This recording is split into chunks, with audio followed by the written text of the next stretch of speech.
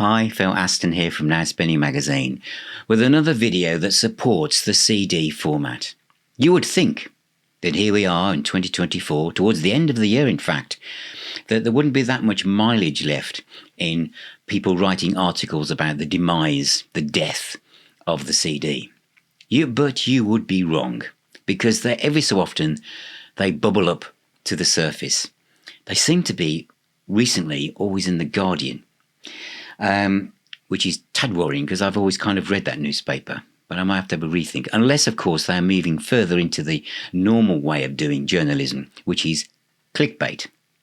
This article, and I'll just bring up the headline on the screen, "The car was the last bastion of the CD and the full-length album."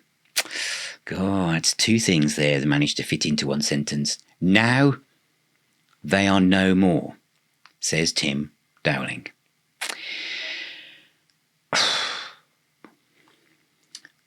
I am not just CD man. I am multi-format man. I love physical music. Now Spinning Magazine celebrates physical music in all its formats. That makes me a bit biased to looking at an article like this, doesn't it? Also, if Tim is looking at this, or the people like Tim, they'll realise that I'm probably not 19 anymore. So they'll think, oh, well, that's just someone who's probably still got tons of VHS tapes in his garage. I don't. Do I? No, I might have one or two. But no, I don't. And I also stream, Tim, to discover. And this is about cars. Cars don't have CD players. At the end of the article, Tim says he's found one in his new car in the glove compartment. That happened quite a while ago. You'll find that most cars don't even do that anymore. And it's not because they're embarrassed. And let's actually think about this. Because let's look at this. I'm going to read some parts out from this. And then I'm going to bring some other stats in. Just to lay on top of my point of view here. Music formats die slow, lingering deaths, but the CD has been succumbing for more than 2 decades, with sales that peaked in 2000. Yeah, we know that. And I'm fully aware that what happened then isn't going to come back, because the internet's here and streaming is here. So physical media is about 15%. That's where it sits. But that's still worth multiple billions of pounds a year on both sides of the Atlantic. And I'm going to talk a little bit about how things are selling in a moment. One of the things he talks about is the fact that the CD was the last place that the car was the last place that people played CDs. He says, "We played CDs in the car for a long time, long after there were no CD players left at home." You see, that puts you in a very much of a niche yourself, Tim, doesn't it? Because in the niche that I'm in, everyone has a CD player and perhaps even a record player. And let's also point out that more companies are now making and manufacturing CD players than they have for a very long time. In fact, CD transports and separate DACs, it seems to be the way to go. But yes, CD players are absolutely on the way back, as are CDs. Are also bouncing off the bottom as well. The other thing, of course, with this saying that the car was the last place that people played CDs, I'd like to know how many of you actually really did that. Because I personally didn't like having CDs in the car, and I hated those slot inserts on those CD players anyway. How many of us lost a CD in the car CD player and couldn't get it out again? I mean, personally, the CD with a tray mechanism works for so much better than the insert slot CD mechanism. I recently used an Audiolab CD transport with a slot mechanism, and it actually scratched the CDs. And how many, when you look closely at the CDs you had in your car, actually got damaged? So no, it was not the last place to play the CD. And Tim, I love streaming in the car.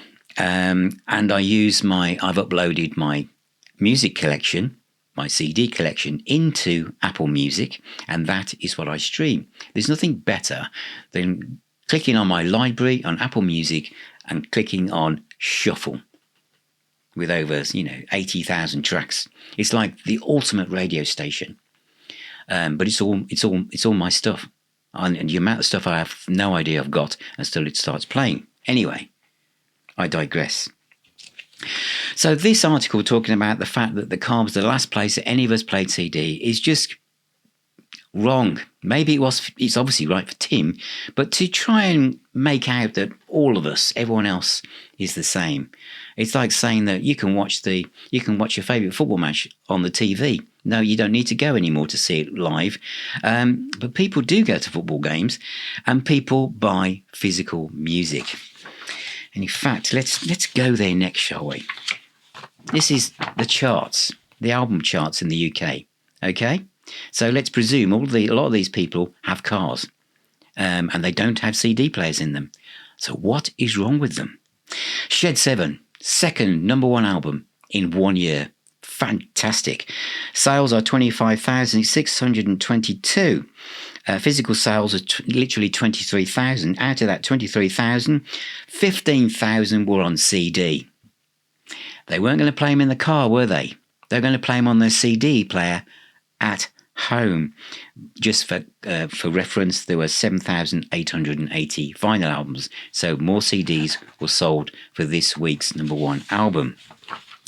Where else should we go? Should we go and have a look at David Gilmour? Because I presume quite a few David Gilmour fans have cars as well. He had a number one album with 29,363 sales. Of that, 16,500 were on CD. What were they going to do with those then? Play them at home on their CD players. But they've still managed to get. They're not playing on their. What else did Tim say? Oh, when you've got rid of your CD player at home, then even your computer didn't have a disc drive.